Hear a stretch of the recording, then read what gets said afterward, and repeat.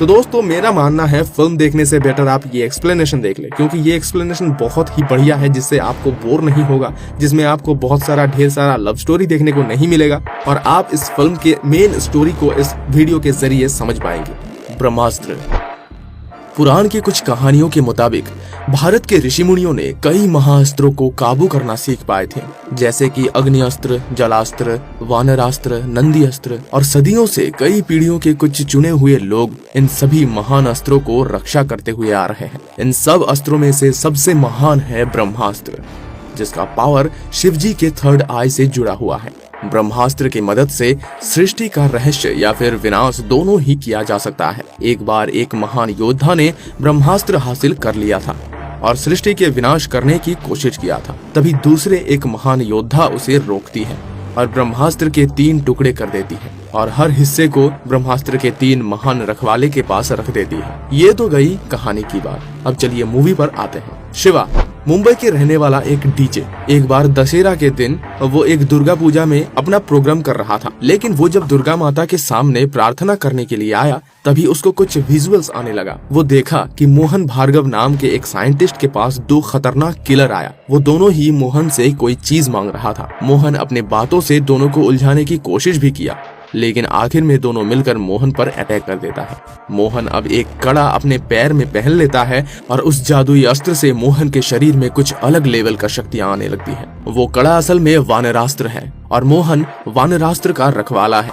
फिर मोहन और उन दोनों किलर्स के बीच में एक भयानक लड़ाई होती है। आखिर में एक औरत वहां पर आ जाती है और अपने अनोखे शक्ति से मोहन को काबू कर लेती है और मोहन के पास से वानरास्त्र छीन लेती है। फिर पता चलता है कि वो तीनों किलर ब्रह्मास्त्र का एक टुकड़ा मोहन के पास से लेने आया था, क्योंकि मोहन ब्रह्मास्त्र के एक टुकड़े का रक्षा करता था। उस औरत ने अपना नाम जुनून बताई और उसकी 2 साथी के नाम है रफ्तार और जोर, यानी कि ताकत। फिर अचानक से शिवा का ये विजुअल्स खत्म हो जाती है और वो होश में वापस आ जाता है।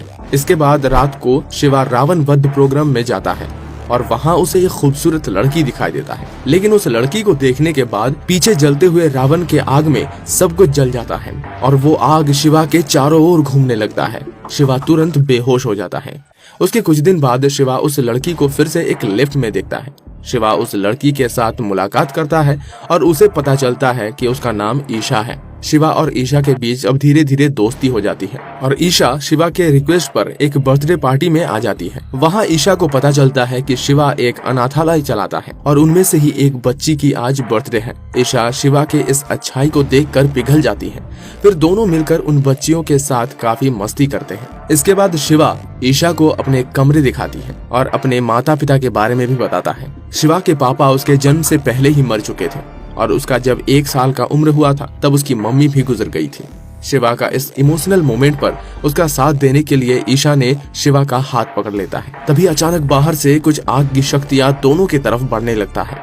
शिवा को फिर से विजुअल्स दिखाई देता है और उसको दोहराने लगता है। शिवा देखता है कि लगातार 4 दिन लड़ाई के बाद जुनून और उसके साथियों ने मिलकर मोहन को पूरी तरह से बंदी बना लिया है और उससे ब्रह्मास्त्र के बाकी टुकड़ों के बारे में पूछ रही है। मोहन बताया कि ब्रह्मास्त्र का एक टुकड़ा उनके दोस्त महान आर्टिस्ट अनीश शेट्टी के पास है और अनीश अभी वाराणसी में है और तीसरा हिस्सा एक गुरुजी के पास है, लेकिन गुरुजी के पहचान और ठिकाना बताने से पहले ही मोहन बैल्कनी से कूदकर सुसाइड कर लेता है। शिवा का होश भी इसी के साथ वापस आ जाता है। शिवा फिर ईशा का पता ढूंढ कर निकालता है और काली पूजा के पंडाल पर उससे जाकर मिलता है, लेकिन वहाँ एक न्यूज़पेपर से उसे पता चला कि जाना माना साइंटिस्ट मोहन भार्गव ने पिछली रात सुसाइड कर लिया। शिवा ने इस न्यूज को क्रॉस चेक करने के लिए इंटरनेट पर एक न्यूज चैनल देखा। उस चैनल ने भी सेम न्यूज दिखाया। फिर शिवा को यकीन हो जाता है कि वो जो विजुअल्स देख रहा है वो असल में हो रहा है। वो ईशा को भी ये सब कुछ बताता है और डिसाइड करता है कि वो वाराणसी जाएगा और अनीश शेट्टी को उन 3 किलर से बचाएगा।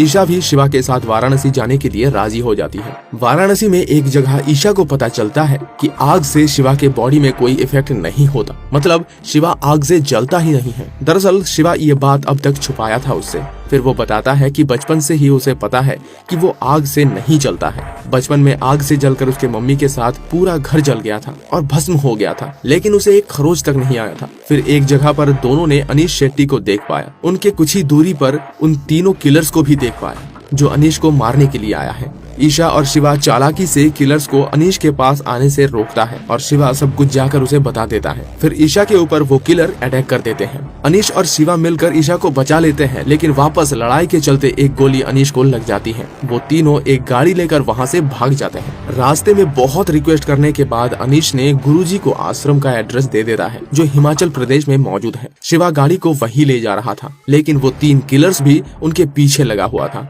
अनीश अपने पास ब्रह्मास्त्र का एक हिस्सा शिवा को दे देता है और उसको गुरुजी तक पहुंचाने का आदेश देते हैं और खुद को उन तीनों किलर्स को रोकने के लिए रुक जाता है। अनीश अपने पास मौजूद नंदी अस्त्र को एक्टिव करता है और अपनी आखिरी सांस तक उन किलर्स से लड़ते हैं। आखिर में उन किलर्स को लेकर अनीश खाई में गिर जाता है और उसका भी मौत हो जाता है, लेकिन रफ्तार शिवा और ईशा के पीछे पड़ा हुआ है। रफ्तार से किसी तरह खुद को बचाते हुए शिवा और ईशा आश्रम के गेट पर आ जाते हैं। रफ्तार अपनी पूरी ताकत से दोनों के ऊपर अटैक करने के लिए आता है कि तभी अचानक से शिवा के शरीर से कुछ पावर निकलता है और रफ्तार को जला के राख कर देता है। शिवा फिर बेहोश हो जाता है। गुरुजी ये दृश्य अपने खिड़की से देख रहे थे। वो तुरंत शिवा और ईशा को आश्रम के अंदर ले आते हैं। अगले दिन शिवा को पता चलता है कि आश्रम के सारे मेंबर्स के पास कुछ न कुछ खास किस्म का अस्त्र जरूर है। गुरुजी शिवा को बताते हैं शिवा के पास अग्नि अस्त्र है और वो उसे कंट्रोल करना सिखाएंगे, लेकिन शिवा इन सब चीजों से दूर रहना चाहता है, इसलिए वो ब्रह्मास्त्र का दूसरा हिस्सा गुरुजी को देकर वहाँ से चले जाने का फैसला लेता है। गुरुजी फिर शिवा को बताता है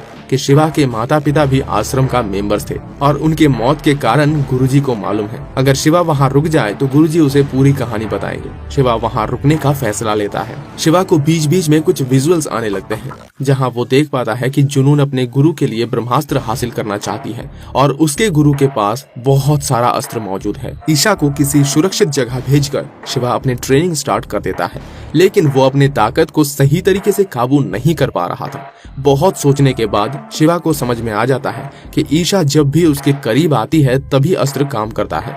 गुरुजी फिर शिवा को समझाता है कि अस्त्र सिर्फ सच्चा प्यार से ही काम करता है। फिर शिवा अपने पास ईशा को इमेजिन करता है और अग्नि अस्त्र को काबू करना सीख जाता है। उसी रात जुनून को ईशा का ठिकाना मिल जाता है और वो उसी रात ईशा के ऊपर अटैक कर देती है। आश्रम के बाकी मेंबर्स मिलकर लड़ाई करते हैं और ईशा को बचा भी लेते हैं। जुनून अब आश्रम का पता ढूंढ निकालने के लिए पास के एक गाँव के सारे लोगों को अपने वश में कर लेती है और आश्रम को ढूंढने लगती है। गुरुजी शिवा को एक कहानी सुनाते हैं। आज से 30 साल पहले ब्रह्मास्त्र का मठ समुद्र के बीच एक द्वीप में था और तब ब्रह्मास्त्र टुकड़ों में नहीं था, लेकिन मठ का एक वीर देव ब्रह्मास्त्र को हासिल करना चाहता था। देव अग्नि अस्त्र का मास्टर था, लेकिन साथ ही कई अस्त्र पर देव काबू पाया था। देव एक दिन अग्नि अस्त्र से ब्रह्मास्त्र को जगाया और विश्व को तबाह करने आ गया, लेकिन तभी उसे रोकने के लिए आश्रम और एक शिष्या आगे आई। उनका नाम है अमृता।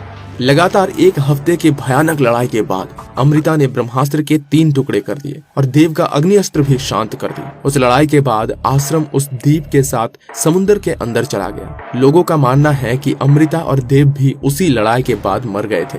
फिर आश्रम हिमाचल में आ गया और अमृता अपने बोट पर ब्रह्मास्त्र के 2 टुकड़े इस आश्रम में भेज दिए। लेकिन गुरुजी का मानना है अमृता लड़ाई के बाद भी जिंदा थी और वो उस समय प्रेग्नेंट थी। बाद में उसका एक बेटा भी हुआ और अमृता और गुरु एक दूसरे से प्यार भी करते थे और गुरुजी को शिवा के अग्नि अस्त्र में देव का परछाई भी दिखाई देता है, यानी कि अमृता और देव का बेटा है शिवा, इसलिए उसके पास बचपन से ही अग्नि अस्त्र का शक्ति है। शिवा फिर सबको बताता है कि देव भी जिंदा है और जुनून उसके लिए ही ब्रह्मास्त्र हासिल करना चाहती है। फिर अपनी माँ के एक शंख के ऊपर अपना खून चढ़ाता है और उस शंख के अंदर ब्रह्मास्त्र का तीसरा हिस्सा भी मिल जाता है, यानी कि ब्रह्मास्त्र का तीसरा हिस्सा अमृता ने अपने पास रखी थी। अब गुरुजी शिवा और ईशा सभी आश्रम मेंबर को लेकर वहाँ से जा रहे थे कि तभी जुनून अपने सेनाओं के साथ उन पर अटैक कर देती है। सभी लोग उनसे लड़ पड़ते हैं। लड़ाई चलते हुए जुनून को ब्रह्मास्त्र के 2 हिस्सा मिल जाता है और तीसरा हिस्सा को पाने के लिए शिवा के साथ उसकी लड़ाई होती है, लेकिन शिवा उस तीसरे हिस्से को अपने साथियों की मदद से